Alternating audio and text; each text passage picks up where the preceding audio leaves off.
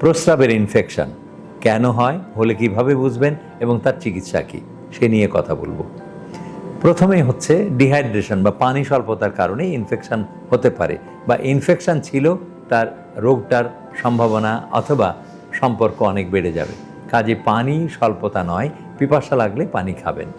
ইনফেকশনটা রক্তের স্রোতের মাধ্যম দিয়ে আসতে পারে, আবার প্রস্রাবের রাস্তার মাধ্যমে দিয়ে, বিশেষ করে মেয়েদের ক্ষেত্রে প্রস্রাবের রাস্তার মধ্যে দিয়েও আসতে পারে। কারণ প্রতি মাসেই আমাদের মেয়েরা তাদের পার্সোনাল হাইজিন রক্ষার্থে বিশেষ প্যাড ব্যবহার করে।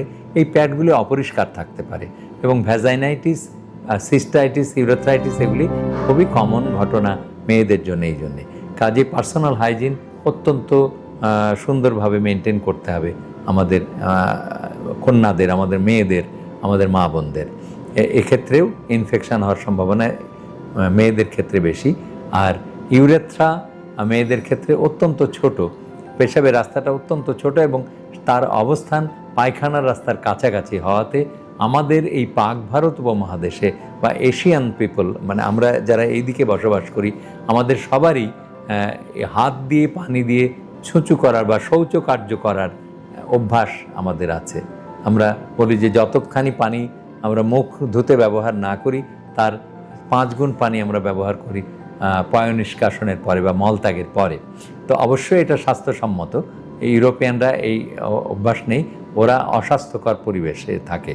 কিন্তু আমরা যারা এশিয়ান পিপল অথবা পাক ভারত উপমহাদেশে থাকি, যিনি যে ধর্মেই থাকেন না কেন, এই উপমহাদেশের সব মানুষই হাত দিয়ে পানি দিয়ে ভালো করে ধুয়ে, অনেকে সাবান দিয়ে ধুয়ে পরিষ্কার করে ফেলেন। এটা স্বাস্থ্যসম্মত। কিন্তু মেয়েদের ক্ষেত্রে বাধে বিপত্তি, যখনই আপনি হাতটা এইভাবে টানছেন তখন হাতের সাথে মল মিশ্রিত জল, মানে মল মিশ্রিত পানি এসে পেশাবের রাস্তায় লেগে যেতে পারে এবং সেক্ষেত্রে তার পেশাবের রাস্তায় বারবার ইনফেকশান, এবং মেয়েরা এসে বলবে যে আমার তো এত বেশি ইনফেকশান কেন। এইটাই হলো তার প্রধানতম কারণ। একটা হলো পার্সোনাল হাইজিন মেনটেন করার সময় তার ওখান থেকে ইনফেকশান চলে আসে, আর একটা হচ্ছে মল মিশ্রিত জল প্রস্রাবের রাস্তায় লেগে যেতে পারে পয়ঃনিষ্কাশন বা মলত্যাগের পরে। এই জন্যে মেয়েদের বেশি ইনফেকশান হয়। পুরুষদেরও ইনফেকশান হয়, বয়স্ক পুরুষদের প্রস্টেটিক অবস্ট্রাকশন থেকে। প্রস্টেটে প্রস্রাবের রাস্তাকে প্রতিবন্ধকতা তৈরি করেছে, প্রস্রাব ক্লিয়ার হচ্ছে না, প্রস্রাবটা গল গল করে বেরিয়ে যাচ্ছে না স্রোতের সাথে, আপনার ইনফেকশান হওয়ার সম্ভাবনা বেড়ে যাবে। কাজেই পুরুষদের হয় একটু, বয়স্ক পুরুষদের, আর মেয়েদের ছোট্ট মেয়েটি একদম শিশুকন্যা থেকে শুরু করে যে কোনো বয়সের মেয়েদেরই প্রস্রাবের রাস্তায় ইনফেকশান হতে পারে। আর ইউরিন ইনফেকশান হলে বুঝবেন কি করে? ইনফেকশান হলে তো জ্বালা পোড়া, প্রস্রাবের জ্বালা পোড়া হলেই যে ইনফেকশান হয়েছে কিডনিতে অথবা প্রস্রাবের রাস্তা, তা কিন্তু নয়।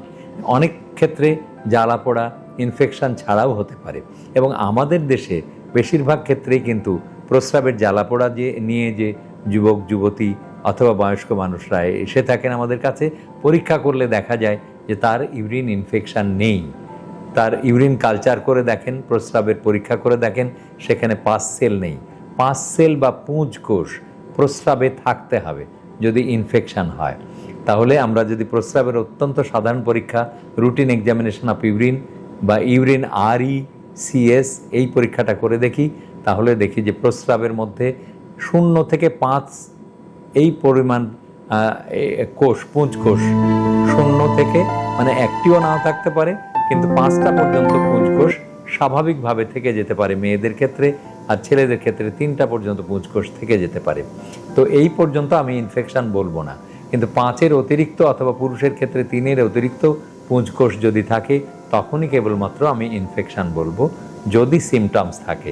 যদি সিমটমস থাকে, সিমটমস নাই, কেবলমাত্র পুঁজ কোষ আছে, ইনফেকশান নয়। সিমটমস আছে, পুঁজ কোষ নেই, সেটাও ইনফেকশান নয়। তাহলে ইনফেকশান বলতে গেলে, মানে একটা রুগীকে অ্যান্টিবায়োটিক দিতে গেলে অবশ্যই প্রমাণ করতে হবে যে রুগীটার ইনফেকশান আছে কিনা।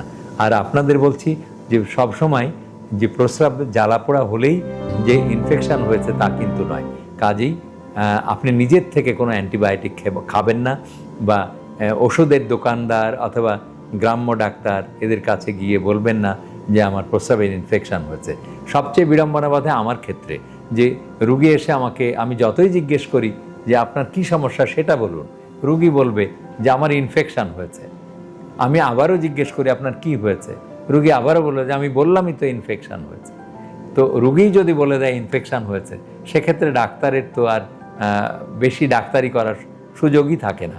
ডাক্তার সরাসরি, যাদের সময়ের দাম বেশি, তারা তো অত প্যাচাল পারবে না রুগীর সাথে। সরাসরি একটা অ্যান্টিবায়োটিক, ঠিক আছে, আগে একটা অ্যান্টিবায়োটিক খেয়েছেন, এখন নাম বদল করে অন্য আর একটা অ্যান্টিবায়োটিকে ডাক্তার লিখে দিল।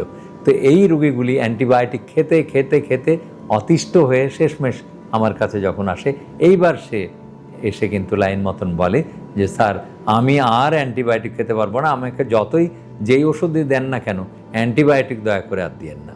আমি বলছি যে সুতরাং অ্যান্টিবায়োটিকই জ্বালা পোড়ার সমাধান নয়, কারণ অনেক ক্ষেত্রে পেলভিক পেইন সিনড্রোম এই নামের কিছু রোগ আছে, বা urethral syndrome, bladder pain syndrome, এইসব অসুখগুলি আছে যেগুলি ইনফেকশন ছাড়াই জ্বালাপোড়া হতে পারে। কাজেই তলপেটে জ্বালাপোড়া, পেশাবের রাস্তায় জ্বালাপোড়া, পেশাবের রাস্তার আগেই পিছে জ্বালাপোড়া, এগুলি লক্ষ্য করতে হবে যে যখন আপনি পেশাব করছেন তখন জ্বালাপোড়া হচ্ছে নাকি পেশাব করা ছাড়াও জ্বালাপোড়া হচ্ছে। যদি পেশাব করা ছাড়াও জ্বালাপোড়া হয়, বুঝতে হবে এটা ইনফেকশন নয়। তবে তলপেটের জ্বালাপোড়া সিস্টাইটিস থেকে হতে পারে। তো কাজেই এই প্রস্রাব পরীক্ষা করে নিয়ে তবেই ইনফেকশন বলতে হবে। তাহলে বললাম যে প্রস্রাবের পরীক্ষায় যদি পুঁজকোষ ধরা পড়ে এবং সেই সাথে সাথে সিমটমস থাকে, তাহলে সেটা ইনফেকশন। এবং কালচার সেন্সিটিভিটি করে যে জীবাণুটার নাম আসবে, সাধারণত আমাদের দেশের ইশ্চেরিশিয়া কোলাই রোগ জীবাণু দিয়ে বেশিরভাগ ক্ষেত্রে ইনফেকশন হয়, এবং যে ওষুধে সেই রোগ জীবাণুটাকে মারতে পারবে সেই ওষুধটাকে নির্দিষ্ট ডোজে পর্যাপ্ত পরিমাণ খাওয়াই দিলেই আপনার ইনফেকশন সেরে যাবে।